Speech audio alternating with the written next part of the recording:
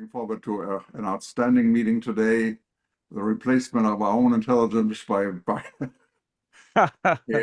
foreign-made intelligence. We'll see what Jason has to say about that.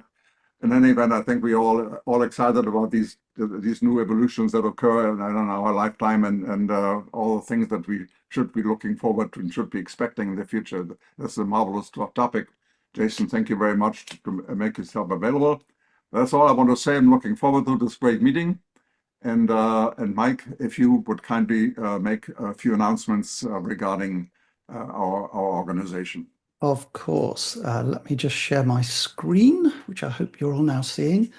A very good morning. I got a question from somebody who knows nothing. Where does Naples sit in relation to the hurricane? Is Naples relatively safe? No, it isn't. It's right in smack dab in Right in the middle of it. My goodness me. Well, our hearts go out to you. Crikey. Anyway, to business. First of all, the usual notices. I've already created a thread for today's meeting, just called Apple Intelligence. So if you have any questions or comments that you'd like to add after the meeting, please use that thread just so that all of the information is kept together and easy to find. A few important things, just in case any of you weren't with us last week. Subscriptions are going up from $30 to $40 on the 1st of January next year. But if you're presently not on a recurring subscription, if between now and the 1st of January you switch to a recurring subscription, your membership will be held at $30. So it's a kind of no-brainer really for all of our. It's a bit of a no-brainer for all of our members. Dan has just produced this graphic for me, which just shows you what you need to do. You just go to your name in the top right-hand corner of the website, assuming that you're signed in. Click on the little down-facing arrow. Click on subscriptions registration and click on change plan. There are no strings attached to this. You can still leave the organization whenever you wish, but by signing up as a regular subscriber, you will save yourself $10 a year, which is great. Our last but one reminder that Dennis is with us at the end of this month and will be running a Q&A session throughout the entire meeting. So if you have any security questions, please send them now to questionsanswers@icloud.com.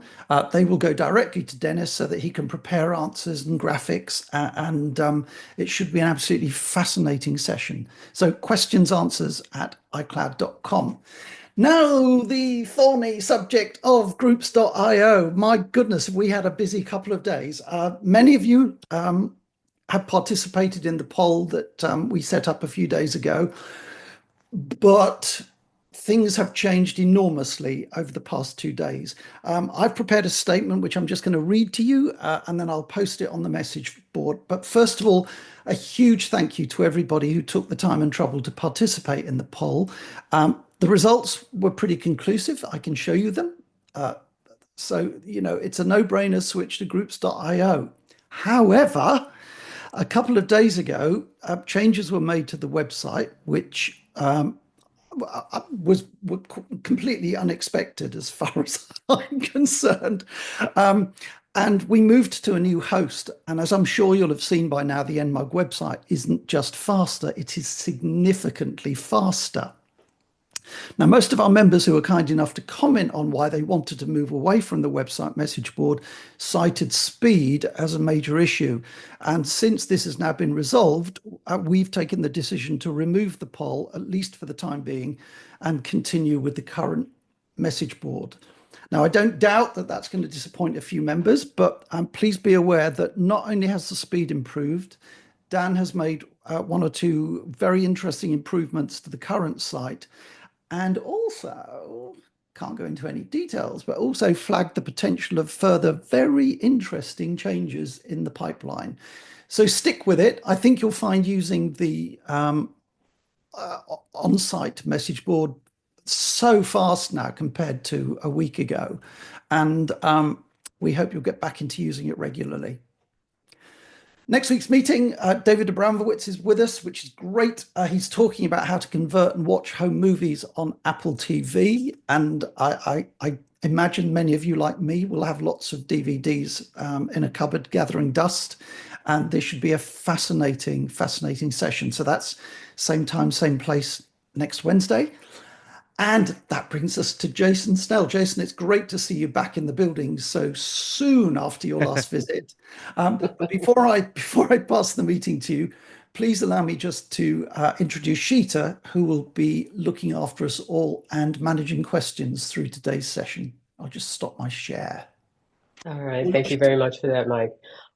First of all, everyone, please do not unmute your mics. Thank you. If you have questions, please put them in the chat. There are a couple of questions in there for you, Mike and Dan already. And if you have questions for the presenter, please put them in the chat as well. And I believe Jason will have no problem answering any questions that you pose. We will get to them at the appropriate time. And if you don't know Jason Snell, I want to know, what rock have you been living under for the last, I don't know, 20 years? Jason is the tech guru of all tech gurus, and look up his name. I can't even list everything that I'd love to say about Jason. But the biggest thing I'd love to say about Jason is that he is a really good supporter and presenter of the Naples mug. So with that, I'm going to pass it over to Jason. And Jason, thank you for joining us today. Thank you, Sheeta. That's very kind. Also, my thoughts are with everybody who is in the area of the hurricane today. Obviously, here in California, we have the earthquakes. They're just different, but they're also terrifying. So, absolutely, my heart goes out to everybody there. I also threw a curveball to Sheeta where I told her we had a topic that was we were going to do a few months ago and we didn't get a chance to do that. And I said, it's a little old. Can we talk about Apple Intelligence because it's shipping this month and is a huge. And if you watch like I do sports on television, you've seen a million different ads for Apple Intelligence. And I thought as we plunge into the era of Apple Intelligence, it might be worth talking about what's in there and thinking about where Apple is going with it. I'm going to see now. Let's see if I can do this. If I can share my screen. We see it. Nice. And let's see if I can do presenter small. Can I do that? Don't see that. You don't see anything now. That's too bad. No. Oh, let's see. How about... Oh, well, I'll just share the screen then. Okay. I was going to do the fancy little presenter overlay, but I'm using a different camera, and I think that Apple is unhappy with me for not using my built-in camera. All right. So, big question is, what is Apple Intelligence? That is the question of the day. So, on a basic level, it is a collection of different machine learning features, different very specific kinds of computer features that Apple has rolled all together and is calling Apple Intelligence because they want a really simple way to take a half a dozen or a dozen different features and give it a name that they can explain and sort of talk about holistically. It is mostly using Apple's large language model, which is, I'm going to talk about in a minute, but it's a piece of technology developed inside Apple that is the foundation of, for the most part, what Apple Intelligence is up to. It is and I should say machine learning itself, to back up to the first bullet point for a minute, is not new. It is not new to Apple. Apple has been using it for ages. The Apple Intelligence name is new, and these features have some very specific meanings, including being tied to the large language model. But Apple has been using machine learning for about a decade, at least.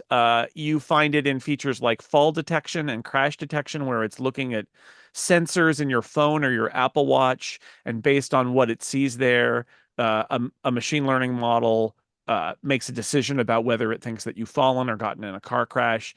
It's also used throughout the Photos app.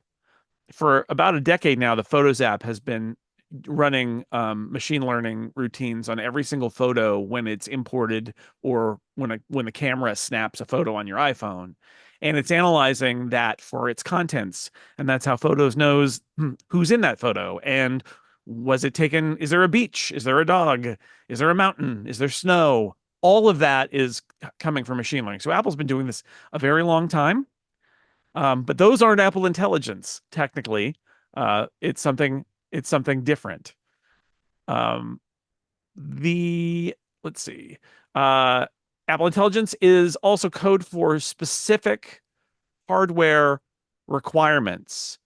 If you don't have an Apple Silicon Mac, an iPad with an M series processor, or an iPhone 15 Pro or 16 or 16 Pro, you can't do Apple Intelligence. It's a strong barrier. And the reason for that is primarily that Apple is large language models take up a lot of RAM, a lot of memory, and a lot of memory bandwidth.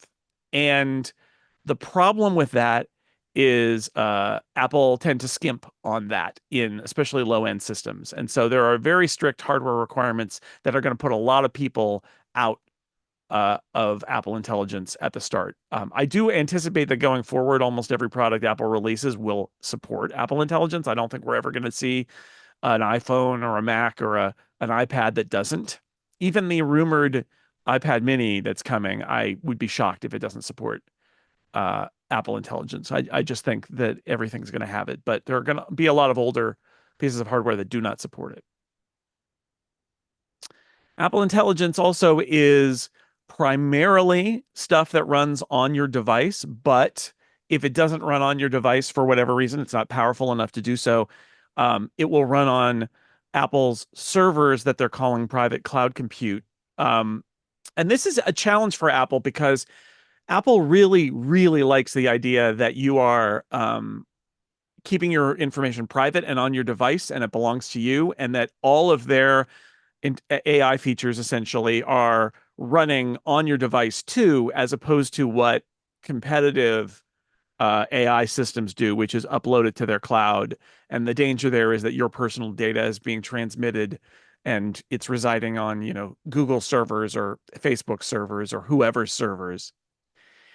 The problem is that there are certain features that Apple wants to put in the basket of Apple Intelligence that won't run, that they can't run. They're too powerful.